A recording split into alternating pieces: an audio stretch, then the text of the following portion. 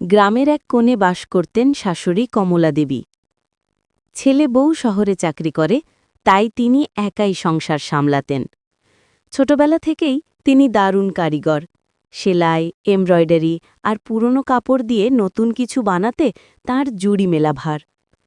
একদিন গ্রামের স্কুলে উৎসবের ঘোষণা হল, বাচ্চাদের পোশাক দরকার, কিন্তু বাজেট নেই।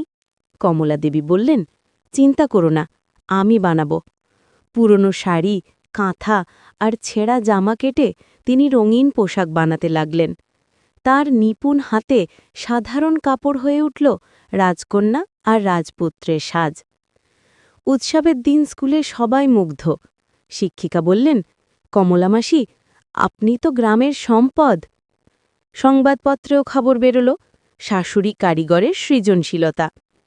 ছেলে বউ শহর থেকে ফিরে এলে দেখে অবাক, মা শুধু পরিবারের নয়, গ্রামেরও গর্ব।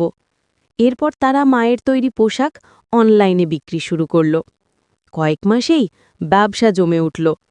কমলাদেবী হাসলেন, ভালোবাসার পরিশ্রমে পুরনোও নতুন হয়।